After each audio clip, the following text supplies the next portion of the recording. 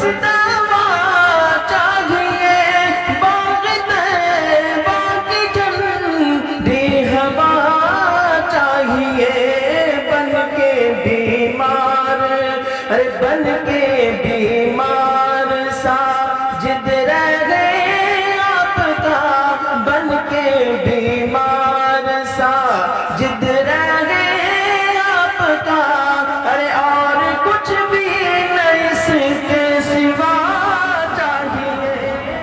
محترم حضرات، اب میں آپ کے سامنے ایک ایسے تبلیغ کو دعوت دینے جا رہا ہوں جنہیں آپ میدان خلافت کا شہسوار بھی کہہ سکتے ہیں، اور جن کی خلافت کا تجربہ بھی وہ زبان بیان میں ایسی مہارت رکھتے ہیں جو کہ تقریر ایک درد مند دل، ایک مجاہدانہ حوصلہ، ایک عالمانہ سوچ اور فکر کا اعزاز ہے۔ وہ ملک تو معلوم ہوتا ہے کہ علم کا ایک درد کھل گیا، خلافت کی دنیا ہے حکمرانی، دلوں کو جگاتی ہے سحر البیانی، فضاؤں کی تقریر کر ہے یقیناً گلوں کا تأثر گرم کی جوانی۔ میں ان کے اختصار حضرت والوں کو دعوت دیتا ہوں کہ حضرت مولانا مفتی سمیع اظہر رحمانی صاحب امام و خطیب جامع مسجد میرپور کو اسٹیج پر آئے اور ہم سامعین کو اپنے خطاب سے محفوظ فرمائیں۔ السلام علیکم ورحمۃ اللہ وبرکاتہ۔ الحمدللہ رب العالمین وبہ نستعین، اما بعد فاعوذ باللہ من الشیطان الرجیم، بسم اللہ الرحمن الرحیم۔ لقد کان لکم فی رسول اللہ اسوۃ حسنہ، وقال النبی صلی اللہ علیہ وسلم اللہم اہد ام ابی ہریرہ او کما قال علیہ الصلاۃ والسلام۔ برادران اسلام، ایک بار حضور اکرم صلی اللہ علیہ وسلم مسجد النبوی میں صحابہ کرام کو سمجھا رہے تھے، اور آپ نے لوگوں کو کہا کہ بیٹھ جاؤ۔ جو جہاں تھے وہیں بیٹھ گئے۔ ایک صحابی باہر میں تھے، ایک پاؤں اندر اور ایک پاؤں باہر۔ جب آپ اپنے کلام سے فارغ ہوئے تو ادھر جا رہے تھے تو دیکھا کہ ایسی جگہ بیٹھے ہوئے ہیں جہاں صحیح طریقے سے بیٹھنے کی جگہ بھی نہیں ہے۔ آپ نے فرمایا کہ کہاں بیٹھ گئے تم؟ آپ نے فرمایا کہاں بیٹھ گئے تم؟ تو انہوں نے کہا درد مندوں سے نہ پوچھ کہاں بیٹھ گئے، درد مندوں سے نہ پوچھ کہاں بیٹھ گئے، تیری محفل میں غنیمت ہے جہاں بیٹھ گئے۔ یہ تو نبی کی مجلس تھی، اور صحابہ کے اندر اللہ تبارک تعالیٰ نے ایسا جذبہ عطا فرمایا تھا، ایسا شوق عطا فرمایا تھا کہ جب آپ وضو کرنے کے لیے جاتے تھے تو صحابہ منتظر رہتے تھے کہ آپ کے ہاتھوں کا بہا ہوا پانی ہم اپنے منہ میں لے لیں۔ صحابہ کو اتنی عقیدت تھی آپ صلی اللہ علیہ وسلم سے، اور آپ سے عقیدت کیوں نہ ہو، کیونکہ سارے جہان کے لیے آپ کو نمونہ بنا کر کے بھیجا گیا تھا، سارے جہان کے لیے آپ کو رحمت للعالمین بنا کر کے بھیجا گیا تھا۔ ایک بار کا واقعہ ہے، حضور اکرم صلی اللہ علیہ وسلم حضرت ابو سعید خدری رضی اللہ تعالیٰ عنہ قضاء حاجت کے لیے باہر گئے۔ حضرت ابو سعید خدری رضی اللہ تعالیٰ عنہ ایک درخت کے پاس ہے، اور آپ دور چلے گئے۔ جب ادھر سے فارغ ہو کر واپس آتے ہیں تو عجیب و غریب معاملہ دیکھتے ہیں۔ معاملہ کیا ہے کہ جس جگہ ابو سعید خدری رضی اللہ تعالیٰ عنہ تھے وہاں ایک درخت تھا، اس درخت کے اوپر ایک گھونسلہ تھا، اور اس گھونسلہ کے اندر دو معصوم بچہ چہچہا رہا تھا۔ ابو سعید خدری رضی اللہ تعالیٰ عنہ کو بہت اچھا لگا، وہ چڑھ کر کے ان کو واپس اتار کر کے لے آئے۔ اور ان کی ماں چونچ میں کیڑا لے کر کے آئی اور بچے کو کھلانا چاہتی تھی. جب دیکھا کہ بچہ گھونسلہ کے اندر نہیں ہے تو ماں تڑپنے لگی. اپنے پاؤں کو ابو سعید خدری رضی اللہ تعالیٰ عنہ کے سر پر مارنے لگی. کبھی کندھے پر آ کر کے بیٹھ جاتی تھی. آپ صلی اللہ علیہ وسلم دیکھ رہے تھے. آپ قریب آئے اور کہا ابو سعید اس ماں کو دیکھو یہ اپنے بچے سے کتنی زیادہ پیار کرتی ہے. اس ماں سے دیکھو اپنے بچے سے کتنی زیادہ پیار کرتی ہے. یہ تمہیں دھکے دے کر ہٹانا چاہتی ہے, اپنے بچے کو حاصل کرنا چاہتی ہے. اے ابو سعید کسی کے ماں کو تکلیف نہ پہنچاؤ. کیا کہا؟ کسی کے ماں کو تکلیف نہ پہنچاؤ. یہ سبق ہے ہم سب کے لیے اس بات پر, اس واقعہ کے اندر. جو لوگ کسی دوسری کی ماں کو نہیں اپنی ماں کو دھکا مارتے ہیں, جو لوگ اپنے ماں کو مہینہ بھر 1 روپیہ نہیں دیتے ہیں, ایک کپڑے میں پورا مہینہ گزار لیتی ہے اور رو کر کے مسجد کے امام کو شکایت کرنے کے لیے آتی ہے کہ میرا بیٹا ایسا ہے کہ 1 مہینہ سے کھانے کے لیے نہیں پوچھا ہے.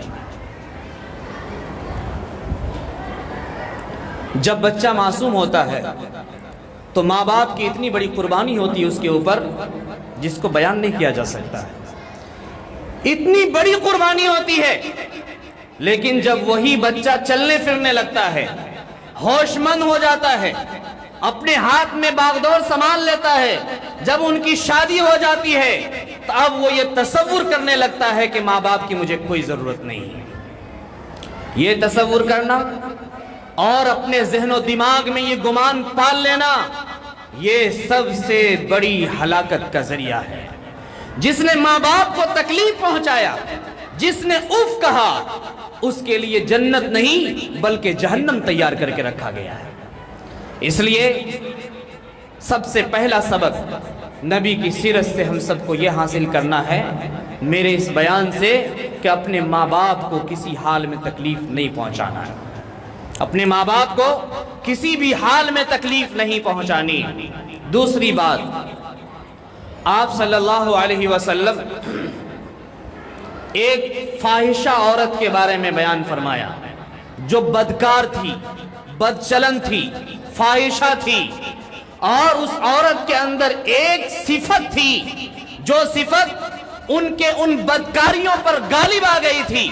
وہ یہ تھی کہ راستے سے وہ گزر رہی تھی اپنا سودا کی تلاش میں, دیکھتی کیا ہے کہ کتا کا بچہ سسک رہا تھا اور مرنے کے قریب تھا. انہوں نے اپنے اوڑھنی کندھا پر سے اتار کر, اپنے سر پر سے اتار کر کنواں میں ڈالی, اور کنواں سے اتار کر نچوڑ کر کے اس سسکتے بلبلاتے ہوئے کتا کے بچہ کو پانی منہ میں دیا. اس کی وجہ سے اس کتا کے بچہ کو زندگی مل گئی. شہنشاہ کونین جناب محمد رسول اللہ صلی اللہ علیہ وسلم نے فرمایا کہ اس فاحشہ عورت کو ہم نے جنت میں دیکھا ہے. جو آدمی کسی ایسے پرندہ یا ایسے جانوروں کا شکار کرتے ہیں جن کو نہ وہ کھاتے ہیں نہ ان کی ضرورت کی چیز ہے, اگر اس کو وہ مارتا ہے تو قیامت کے دن اس کو سوال کا جواب دینا پڑے گا. کیونکہ زندگی اس نے نہیں دی ہے, زندگی اللہ نے دی ہے, اور جب اس کو مارنے کی اجازت نہیں ہے تو تم نے اس کو مارا کیوں, اس کا حساب قیامت کے دن اللہ کو دینا پڑے گا. تیسری بات, ایک خاتون نیک تھی اور وہ نیک عورت اپنے گھر میں بلی باندھ کر کے رکھی تھی. 3 دن تک بلی کو باندھ کر کے رکھا, نہ انہیں آزاد چھوڑا کہ جا کر کے کسی کے گھر میں کھا لیتی, نہ گھر میں باندھ کے رکھا تو ان کا پیٹ بھرا, بلکہ بھوک سے تڑپ تڑپ کر بلبلا کر کے بلی جان دے دی. آپ صلی اللہ علیہ وسلم نے فرمایا کہ اگرچہ وہ نیک تھی لیکن اس بلی کو تڑپا کر مارنے کی وجہ سے ہم نے ان کو جہنم کے اندر دیکھا ہے. کہاں دیکھا ہے؟ جہنم کے اندر دیکھا ہے. جو آدمی بیل پالتے ہیں, بھینس پالتے ہیں, جانور پالتے ہیں, اگر وہ اس جانور کو پیٹ بھر کے کھانا نہیں کھلاتا ہے اور ضرورت سے زیادہ اس پر بوجھ لاتا ہے تو اس کے بارے میں شہنشاہ کونین جناب محمد رسول اللہ صلی اللہ علیہ وسلم نے فرمایا کہ ایک مرتبہ آپ صلی اللہ علیہ وسلم تشریف لے کے جا رہے تھے، دیکھا کہ ایک اونٹنی رو رہی ہے، آنکھوں سے آنسو بہا رہی ہے اور اپنے سر مبارک کو نیچے کر کر کے مایوس بیٹھی ہوئی ہے۔ آپ وہاں سے گزر رہے تھے، اونٹنی کو دیکھ کر کے پہچان گئے، جب قریب گئے تو جا کر کے اونٹنی سے پوچھا کیا ہوا، تم کیوں رو رہی ہو؟ انہوں نے کہا، اللہ نے گویائی دی، انہوں نے کہا کہ میرا مالک میرے بدن کے اوپر اتنا بوجھ لاتا ہے جس کو میں برداشت نہیں کر پاتی ہوں اور پیٹ بھر کے مجھے کھانا بھی نہیں کھلاتا ہے۔ آپ صلی اللہ علیہ وسلم نے ان کے مالک کو بلایا اور بلا کر کے کہا کہ جس کے اوپر اتنا ہی بوجھ ڈالو جتنا یہ برداشت کر سکے اور اس کو اتنا کھلاؤ جتنا سے اس کا پیٹ بھر جائے۔ تو جانور کے اوپر بھی اللہ کے نبی صلی اللہ علیہ وسلم رحیم تھے اور شفیق تھے۔ آپ نے سب کے ساتھ مہربانی کا معاملہ فرمایا۔ آپ کا مقام و مرتبہ وہ ہے جس کا اللہ نے تذکرہ کیا۔ ہم اور آپ اپنی زبان سے کیا کر سکتے ہیں؟ جن کا تذکرہ، جن کی تعریف اللہ تعالیٰ نے قرآن کے اندر فرمایا وَرَفَعْنَا لَكَ ذِكْرَكَ، ہم نے ان کے نام کو بلند کیا ہے۔ کتنا بلند؟ اتنا بلند کہ جہاں اللہ کا نام ہوگا وہیں رسول اللہ کا نام ہوگا۔ اللہ اکبر اذان دینے جائیے تو محمد رسول اللہ کے بغیر اذان مکمل نہیں، اور اسی طرح سے تکبیر کہنے کے لیے جائیے تو محمد رسول اللہ کے بغیر تکبیر مکمل نہیں، نماز پڑھنے کے لیے جائیے تو درود کے بغیر نماز مکمل نہیں، تحیات کے بغیر نماز مکمل نہیں۔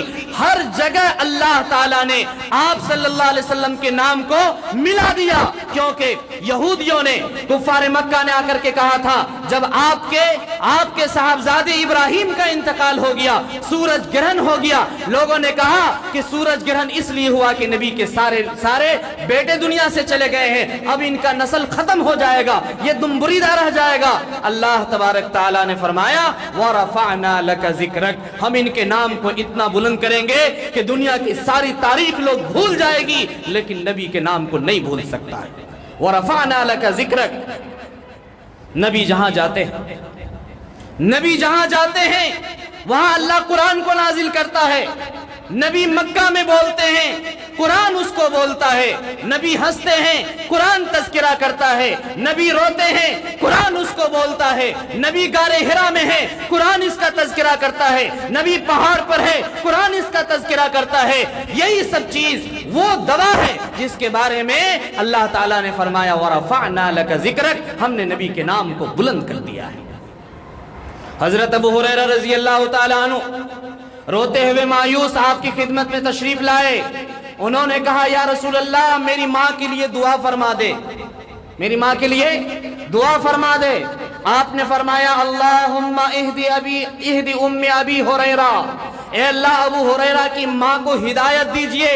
اس کے بعد ابو ہریرہ مجلس سے اٹھے اور تیزی میں اپنے گھر بھاگ کر کے جانے لگے۔ راستے میں ایک صحابی نے ان کا ہاتھ پکڑا اور کہا کہ ابو ہریرہ اتنی اسپیڈ میں کہاں جا رہے ہو، بیٹھو تھوڑی بات کر لیتے ہیں، نبی کے تذکرہ کر لیتے ہیں۔ انہوں نے کہا نہیں ہم کو ابھی گھر جانا ہے۔ پوچھا کیوں، کس طرح کی رفتار ہے؟ انہوں نے کہا میں یہ دیکھنا چاہتا ہوں نبی کی دعا میرے گھر پہلے پہنچتی ہے کہ میں اپنا گھر پہلے پہنچتا ہوں۔ وَرَفَعْنَا لَكَ ذِكْرَكَ، ہم نے نبی کے نام کو کیا کیا ہے؟ بلند کیا ہے۔ نبی کے نام کو بلند کیا ہے۔ نبی کا شان بڑا، نبی کا مقام بڑا اور نبی بلند بالا نبی ہے۔ نبی تمام نبیوں کا نبی ہے اور آخری نبی ہے اور رحمت للعالمین۔ رحمت للعالمین۔ جب آپ کی ولادت باسعادت ہوئی تو مکہ کے سرزمین پر کیا واقعات تھے؟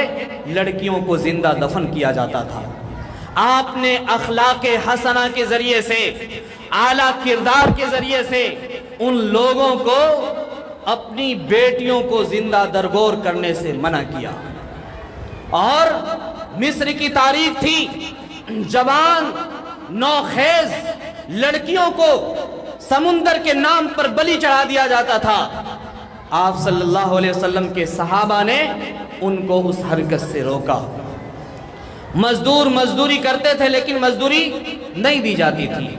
خواتین جب حیض کی حالت میں ہوتی تھی تو وہ لوگ ان کو گھر سے باہر کر دیتے تھے، ان کے ہاتھ کا کھانا نہیں کھاتے تھے، گھر سے ان کو باہر کر دیا جاتا تھا۔ لیکن آپ صلی اللہ علیہ وسلم نے ان کو ایک عزت کا مقام دیا۔ इंसान जानवर से भी बदतर हो चुके थे। कोई बुराई ऐसी नहीं थी जो इंसानों में नहीं पाई जाती थी। माँ बाप को घर से बाहर रखते थे, भाइयों से कोई मोहब्बत नहीं थी, बहनों का कोई दर्जा नहीं था। लेकिन कुर्बान जाइए शहंशाह कौनैन जनाब मोहम्मद रसूलुल्लाह सल्लल्लाहु अलैहि वसल्लम पर, जिन्होंने फरमाया कि अगर औरत तुम्हारी माँ है तो उनके कदमों के नीचे जन्नत है, अगर औरत तुम्हारी बहन या तुम्हारी बेटी है, अगर तुमने सही तरीके से उनकी तरबियत की, उनका ख्याल रखा और वक्त मुतय्यना पर गुनाह करने से पहले उनकी शादी कर दी, तो तुम और मैं जन्नत के अंदर ऐसे रहेंगे जैसे ये दोनों उंगली जन्नत के अंदर। ये दोनों उंगली जिस तरह से मिली हुई है, ऐसे जन्नत के अंदर बहन की शादी करने वाला और अपनी बेटी की शादी करने वाला, जन्नत के अंदर हम और मोहम्मद और वो शादी करने वाला दोनों ऐसे होंगे।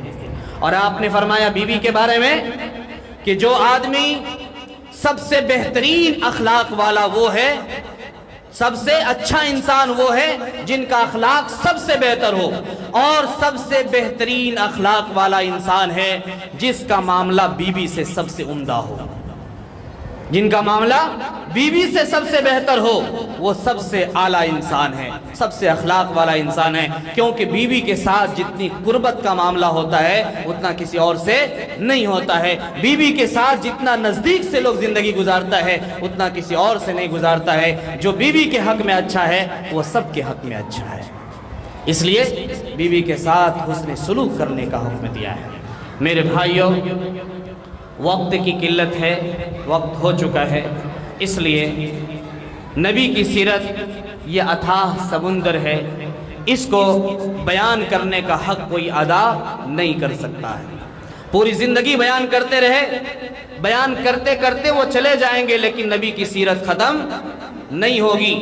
क्योंकि अल्लाह तबारक ताला ने नबी की किरदार और नबी की ज़िंदगी को 30 पारे कुरान में नाजिल किया है। ये 30 पारा क्या है? ये नबी का किरदार है, ये नबी की ज़िंदगी है, नबी का आइडियल है, नबी का तौर तरीका है, नबी का अमल है। कितने दिन में कुरान नाजिल हुए? कुरान कितने साल में नाजिल हुए? 23 साल में। कितने साल में? 23 साल में।